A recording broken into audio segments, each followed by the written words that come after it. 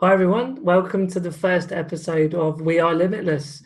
It's Martin Sibley here. You may have recognized me from some of the Limitless blogs and Facebook Lives. I've been trying to bring to life my personal story of traveling in a wheelchair and enjoying the wonders of the world. But today I'm really excited to launch this video series with no other than the CEO and founder of Limitless Travel himself, Angus Drummond. In this interview, we're going to be talking about all sorts of different aspects of traveling on a personal level, but also looking at limitless travel and why Angus founded it and what the dreams and hopes and desires for the company and for you, the community, are. So let's get started. Here we are today to have a good old Angus and Martin style chinwag about accessible travel. Lots to cover, so we'll get stuck into it.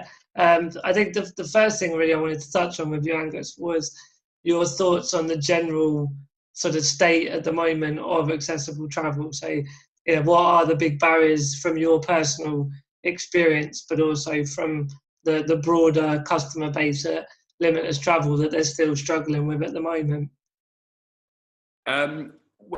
What we've often find is one of the biggest barriers to accessible travel, I think, is, and I'm sure you'll agree, Martin, is generally people's understanding and perception in the mainstream travel companies. Mm-hmm. So, the problem sort of starts from sort of the booking companies, when you go and book your holidays, down to actually, down to the suppliers. And I think often people have this sort of silly misconception about what it means to deal with someone with disability, and often find out that most of the time people are just a bit scared or a bit worried and they don't really know what are the right questions to ask. And for some reason they think that just because someone's in a wheelchair or because someone walks differently or someone talks differently or whatever it is, that you need to speak to them differently or you can't communicate with them effectively.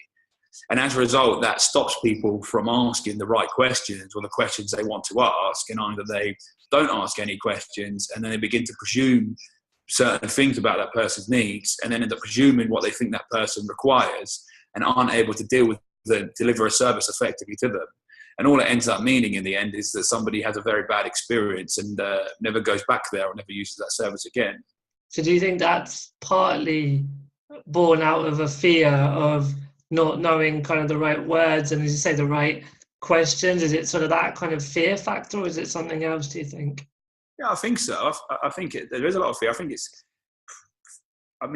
Unfortunately, even though it's sort of 2018, 2017, so I'm not quite in 2018. Getting ahead of yourself. It's still 21st century, that's the one. A lot of people don't still mix with disabled people and they don't know somebody with a disability. And I know, even myself, before I got my condition, I didn't know many people with a disability, and I particularly know my friends didn't. So, none of us had really interacted. And you, in hindsight, very sillily and very stupidly, have this sort of misconception that you don't know how to speak to people. You worry, how you're going to communicate with that person potentially, and it's ridiculous. But unfortunately, it's a sort of misconception that people have. So when they see somebody, and I know everyone knows the sort of details of somebody see somebody in a wheelchair, and rather than speaking to the person in the wheelchair, they'll go and speak to the person standing next to them. It's a bit silly. How many sugars do they have in their tea? Sort of thing, yeah, definitely. It's right. Yeah. No, that's really interesting. But I know sort of with since I started the blogging and the travels in my past, and that's sort of grown into the community, that you've got so many different types of conditions, but even with like two people with the same condition are going to have variations, but also different personalities. So I think there is never a one size fits all with disability. But I think in terms of that kind of fear factor, it's that I think someone said to me recently that political correctness has become the enemy of inclusion, because they could never know what every individual's preferences are, but political correctness has somehow taught them not to engage and not to say the wrong word and all that kind of thing. Yeah, I think that's a big problem. A nightmare. It's sometimes in our language, like, you talk about disabled people, but then someone says, oh no, you shouldn't say you shouldn't say disabled people, you say people with a disability. So, okay, well, you change your language to people with disability, but then that goes and offends somebody else. Yeah. So you're like, well, you can't use either of those terminologies. So what do you really use then? And then people are like, well, they don't want to say anything. So they just don't even talk about disabled people whatsoever, and they just exclude it completely. So, you know, and I think you're completely right. People sometimes worry. I know sometimes people talk about when they meet blind people, they talk about, oh, I felt really embarrassed. I had a conversation with a blind person. I said, you see what I mean? And they were like, well, of course he didn't see what I mean because he's blind. But it's like, well, yeah, but blind people use sight language themselves. It's just every sort of common day language. Yeah. You start panicking about what you're saying, and then you end up missing the point of having a conversation at all. Yeah, I totally agree. It's like, obviously, being a wheelchair user, I still say, shall we go for a walk later? You know, and I'm not planning on having some miracle cure through the course of over lunchtime, but in my vocabulary, I'm still going out and having a walk, you know, and that doesn't offend me. So I don't think that's one thing to easily understand is that, you know, there's everyday language is different to what it, you know, actually means. Talking about going for a walk or talking about you see what I mean, or the way you phrase stuff. If you panic too much about the actual language, then you're going to miss the bigger picture of being able to have a decent conversation with somebody and being able to communicate with them to find out actually really what the problem is and how you can solve that. So you mentioned that your condition sort of came on later in life, and I know from our chats in the past that you sort of went travelling around the time that you were more aware of your condition, and then obviously started to notice some of the actual physical barriers. What is the name of your condition again? It's limb girdle muscular dystrophy type 2A. Okay, and is that... Just summarise it as muscular dystrophy, but obviously muscular dystrophy is a wide ranging, but the actual area is limb girdle muscular dystrophy 2A. That's the point we made before, that even one condition has various types of it as well. So, and so like when you went on those travels, what were your kind of personal barriers beyond the point that maybe the supply side had a fear of how to engage or around the questions to get the right answers for you, but what actual physical barriers did you come against? Yeah, I suppose for me, when I took my travelling, so I got my diagnosis was at 23, and I was working at the time in London for RBS, and I quit or left the job, and you know they're very supportive of me in my condition, and I left sort of a year and a half later to go travelling, and it was the first time I'd sort of properly taken some travel since my condition. I noticed it had affected me, other than, you know, the odd holiday to Barcelona, European destinations, whereby because the accessibility there is quite good, you don't really notice it. And I've always travelled, I've always been not reckless, but, you know, I've never really planned, literally just turn up somewhere and see what happens, because I like that sort of excitement of not knowing what's going to be there. Yeah. And I found out that when I went to travelling and started off in South America, which was a great continent, but like, as you can imagine, the infrastructure there is somewhat different to the UK. And there are a couple of instances whereby I began to get quite nervous about visiting a place. You know, for example, getting on public transport, it would be a massive step up onto a bus, and I couldn't do that. Or I'd be getting onto a boat. But at that time, I hadn't really come to terms with my condition, and I wasn't really able to talk about it, and I got quite embarrassed about it in front of other people. And I wouldn't, you know, now I always ask for help, and it's not a problem whatsoever. But at the time, I was too scared to ask for help, and I wanted to look like I had nothing wrong with me. And so I therefore ended up getting in a couple of sort of sticky situations. And as a result of that, I began to get quite nervous. So I used to research a lot about what I was going to expect and what was going to be there and what the accessibility was going to be like. But as I found out, there was absolutely no information available at all. You know, even in big destinations like the Galapagos Islands, I really wanted to go to the Galapagos Islands, but I knew that was going to involve a lot of boat travel. So actually going to see one of the most beautiful, interesting destinations in the world became actually a nerve-wracking experience for me. And I actually just wanted to do it and get it over and done with and get back, because I knew that I would be all right once I was sort of back on the mainland. And for me, I was just thinking, you know, this is ridiculous. You should be able to go to the Galapagos Islands. You should be able to go there and not have that worry, because there will be that infrastructure there and you will be able to find it. You should be able to go there and have an enjoyable experience. It shouldn't be a case of going to see, you know, an amazing place, but not really wanted to be there because, you know, you were worried about the accessibility. And I think for me, that's when it began to tick in my head that, you know, I need to start doing something about it, or at least I wanted to start documenting what I did so that other people going there could share in my experiences.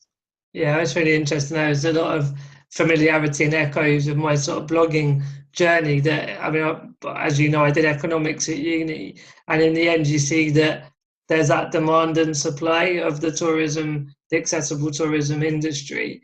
And what I've really been impressed with what you've been doing at Limitless Travel the last years is that you're trying to look at both. So sometimes the demand, inverted commas, side of disabled people, it's actually about being able to talk about and feel comfortable about their condition, and then have that confidence and to dream of getting out and seeing the world, and not feeling that it's impossible, and knowing that there are solutions. But then on the other side, the inverted commas supply side is about how you can facilitate the holidays to be accessible. And I mean, it'd be interesting to talk a bit more about how you've been doing that from inside Limitless, but outside looking in, I can see that you've been working both with the suppliers and with disabled people to make that whole marketplace better. Yeah, it's exactly. It's interesting how you sort of compare it with the blogging, because the whole journey really began with blogging, and I always, when I always wanted to be a travel writer and always wanted to be a travel blogger. So here I thought it was my opportunity to be a travel writer, and I could start blogging about my experiences. And then it's like, okay, well, I'm not going to be able to have covered the whole world, and pretty sure that there's going to be nearly every destination would have been covered by someone with a disability. So if I start writing, I can create a website whereby other people can submit their own stories as well. Mm-hmm. So it was a case of sort of taking like the sort of Lonely Planet wiki travel style guide with that user content, whereby people would generate their own written guides about destinations. And then I realized that actually, it's quite a hard thing to source information. And actually, for a lot of people, they wasn't a case of just reading a guide and being able to travel. They needed a bit more support, and they needed more in-depth information than reading a blog. So then it translated from writing a blog to potentially actually setting up a travel company where we researched the destinations and wrote the guides for them, but also, rather than just writing the information to provide for the individuals, we also work with the suppliers about educating them and how they could improve their facilities and how they could go beyond, make a number of small changes to easily open themselves up for a number of people with different disabilities. Mm-hmm. And we found that for a lot of suppliers, their idea of accessibility meant just, a wheelchair ramp, and it's, and often that is a big need. But for a lot of people, where people have many different disabilities, and it's not just about having a wheelchair ramp. And even if they weren't able to put a wheelchair ramp in or an elevator, they could still do lots of other things, to open themselves up to people with other conditions. So we began to advise a number of hotels on that. But then we also found that often hoteliers wouldn't really want to listen because they thought that the demand wasn't there because they weren't getting bookings for people with disabilities, and it was a bit of a catch-22. Mm. So we're like, well, I think the best solution to all of this is to basically research the destinations and build our own holidays that we can then let individuals know about and provide them with all the information, and then in turn demonstrate to hoteliers that there's a massive demand out there, and that there's millions of people in the UK with disability that love to travel and want to travel, and for many people can't travel, and therefore that if you start making yourself more accessible, then it's going to be a very interesting commercial opportunity for the hotels. And how's that all been going then, sort of since you've got a few of the destinations? I know it'd be good to mention some of the tours as well that you've been doing. How has that sort of played out beyond the theory of it the last year or so? Yeah, in sort of in a bit of a mixed way. We've had some sort of good pieces of feedback and some good and some negative ones, or some bad experiences. We used a hotel once, took a big group down there, thought it was all great. We wanted to book sort of 10 more bookings for next year, and they almost just refused to sort of give us, a prize. And I don't know what the reason is. I dread to fear that it's because they don't want a group of 20 to 30, disabled people down there. Because there weren't any hassle at all. And in the, I don't know, maybe they were drinking from the bar too much. I'm not sure. Most of them were there till quite late in the morning, get drunk, which was made it a bit of a sore head in the next morning when we had to head home. But on the flip side, we've worked with some suppliers and one hotel in Scotland that, after we sent a group there, we said that we wanted to send another group next year, but we needed more wheelchair accessible rooms. And they partly committed to turning 3 more of their bedrooms into wheelchair accessible rooms and having one go up there to actually advise them on how that looks and how that should be done properly. And, second of all, we work with a coach company, and they had got a couple of great coaches that are wheelchair accessible, but they only had a couple of drivers who could use them. But now that we've shown the demand, they've actually put 5 more of their drivers through the training because they know be able to meet the demand. So I have a number of good examples, I think, whereby, you can demonstrate to people that, it's worthwhile making a change. And I don't think you're going to change everybody, but that's great, because you don't want to change it. If they don't want to change, we don't want to change them, and we'd rather find out about that and just get rid of them as soon as possible.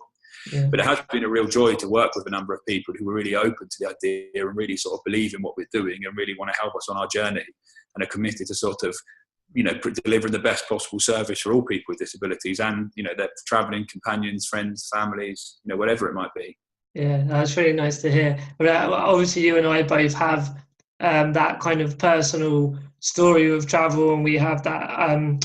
What we're doing undoubtedly is going to make life for you and I when we are traveling to be better. But I know for both, as well, as time's gone on, there's that real feeling of when you've helped someone else to go on holiday, that it's not just about making your holidays just for you and I better. It's about the community and about all the different groups of people. So having touched upon the way you've got good and bad examples with the supply side, what was some of the nicest feedback you've had from the community that have been on the tours? Yeah, I mean, the feedback from the community, I think, is the most, rewarding thing, or it just sort of the most motivating thing to just keep you going and keep you sort of just providing more, just delivering more services and delivering more holidays. Because, we firmly believe, and everyone on the team here at Limitless firmly believes, that we've got a fantastic product and a fantastic service that can really, provide amazing holidays. And we focus on providing an amazing holiday that also is completely accessible as well. So sort of trying to break that idea or the stereotype that just because it's a disability-friendly holiday, it's sort of, you're basically going to be stuck in a respite centre for a week and you can't really go anywhere. And I think that's been a joy to a lot of people, because we found that for so many people, they have just stopped going on holiday, or have just never been able to go on holiday because of their condition. Many people whose essentially husbands or wives have had a stroke, or have had an illness or something. Ever since that's happened, they've stopped going on holiday, which for some people means that there's 4 or 5 years. And I think on our last trip to Scotland, actually, the last time anyone on that trip had been on holiday was at least 4 years ago. So it was a whole group of people who had a holiday for over 4 years. That's amazing. And I think it's just the physical thing of going away it's wonderful. And I think, just the act of leaving your home and just going to somewhere new and being around new people can be, an incredibly, great experience for just your overall health, your happiness and your well-being. And the feedback's been overwhelming, and it's sort of a real joy to hear. And I know, a number of people have just sort of said that it's really opened up their eyes, and it's really given them the confidence that they need to actually sort of keep on getting out and about there, and realising that actually even with a disability, you can still lead a very normal life, and you can still get out and about, and you can still go and visit exciting and interesting new destinations. And, for us, we want to take people to the places they think they could never go to, or they think this would never be possible. And, we're offering, next year tours to like Barcelona, to Tenerife, and to Amsterdam and to Belgium. And, soon we want to be going even further afield. And, within a couple of years, be going to places like Thailand, India, going on safari in Africa, or going to see, some of the sites in South America. Who knows, wherever people want to go to, we believe we can make it possible. And, so far we've been yet to be proven wrong. The world is our accessible oyster. Definitely.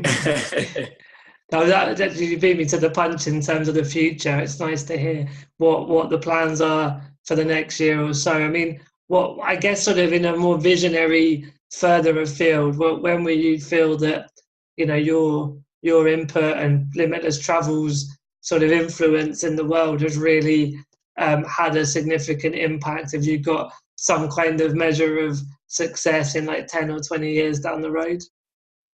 Yeah, I mean, it's always a very difficult one. For me, I think when I first started out, Limitless, I heard a really great story, and it's that people who sort of really want to change the world or deliver something, they don't just aim to have a nice, successful, company or nice successful service. They really aim to sort of, essentially go to Mars and, build a space rocket. They can go and travel to Mars, because if they might not reach Mars, they at least reach the moon, or at least have the world. And I think, I hear about all these people in America who are just literally, Elon Musk is one of them, who just, his ideas are so ridiculous, he's actually building a space rocket to Mars. And I think that is quite a good analogy for us to use, because for Limitless, I think you want to open to offer the world. So it's almost a case of, well, let's go one step further. And, I think space travel is on the horizon. Within 5 to 10 years' time, people will be going into space on holidays. So why not make it so that people with disabilities can be on one of those first flights? And I love that. That's cool.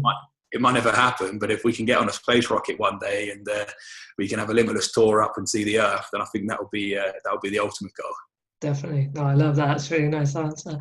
I guess we'll have to close it down in a minute and let people get back off of social media and get back to their work or their evening out, whatever it may be they're up to afterwards. But the last thing I wanted to touch upon was, I guess, back to your more personal input, because I think, really Limitless has grown out of your passion and your willingness to want to get out there and get stuck in and change things for the better. But it also comes from the fact that you just love travel, and we've talked endlessly about both of our trips over the years and how much we love it. So are there any kind of plans at the moment for Angus to head anywhere particular, or favourite destinations you want to share with people? Yeah, I mean, I think my next 2 destinations I'd love to go and visit are either Canada or Japan. Okay, nice. Two ones on my horizons. My wife's actually expecting a baby at the moment, which is great. So it's potentially put on a travel plans on hold. Yeah. But we're hoping maybe next summer we'll take a trip, and then towards sort of end of next year go and visit Canada, which would be a great destination. And also, I know people that have gone to Japan recently, and I think Japan just really excites me. It's I think it's an incredible country that just mixes the electricity and the excitement of the brand new with just the peace and tranquility of the old. Yeah. And I think how those two worlds can live in harmony and existence together is a really interesting place. Yeah. So I think Japan will be definitely on the horizon, especially with the Paralympics heading out there in 2020. I'm sure that place to have to research. In terms of favourite destinations, for me, I'd probably have to say India. I spent about a month there when I was travelling around the world, and it's just the most exciting, peaceful chaos I've ever seen in my life. Nothing ever sits still, but within that, when you get used to it, you just feel very relaxed and calm. And I thought it was just one of the most incredible countries to go to. So Japan, hopefully Japan and Canada on the horizon, and India was a place I'd love to get back to. Yeah, I have to say India is somewhere that I've always wanted to visit, and also interestingly, I've been to Japan as well. So during one of our longer drinking sessions with potential karaoke, we'll have to swap some more notes on that. And is India on the plans for the tours at all? Yeah, it is indeed. Maybe not for next year, but hopefully in a couple of years' time. It's always, for me, that's one of the sort of pinnacle destinations I like to offer. I know when we can go to places like India, we'll have sort of achieved our goal. So maybe me and you will have to go on a recce trip out there, for research purposes, of course. Of course, absolutely. And I guess, before we sign off, is there any last thoughts or things you want to mention for the viewers? I'm thinking particularly people that are in the process of considering and looking at holidays, but maybe have a bit of a doubt because of the fact they have a disability. What would you say to those people? I would primarily say that, look, I do think that anything is possible, really. And I know it's difficult depending on the number of challenges you have. And it's, no one's trying to say that traveling with a disability is easy. But I think with the right attitude and the right determination, it is possible. And whether or not that's using a company, that's just Limitless Travel and going through and organising one of our tours, or if for people that want to do it themselves, I would just say that the hardest step, if you haven't had a holiday for some time or sort of lack that confidence, is actually just getting out there and doing it. I know that for a lot of people who came on our trips, they were very, very nervous about coming on the first trip, and they almost cancelled the night before. So many people said, I was going to get called the night before. I just didn't think I was going to make it. They came on the trip, and even the day they returned from the trip, they booked another holiday with us. And it's just having that. Basically having that first step. So, whatever it is, even if it's just a night away somewhere nearby or going somewhere more adventurous. So I just think that, holidays, getting out and about and going on holiday, I think is one of the most important things anybody can do. And I think that everybody has a right or a need, to a holiday at least once a year. Yeah. And I think it's very important to make sure that no matter what stays your way, you make sure you give yourself a break, because it can just really, I think really reinvigorate yourself and just give you a new thirst for life. Yeah, no, well said, sir. I very much agree with that. And thank you for your time with the chat today. I always enjoy our catch-ups about travel, life and the universe. And just keep doing the great work that you're doing at Limitless Travel, mate. Thanks a lot. Well, you too, Martin. It's always a pleasure to speak to you, and I always enjoy catching up, and look forward to catching up again soon. Cool. Take care, mate. Bye bye. Take care. Bye bye. See you.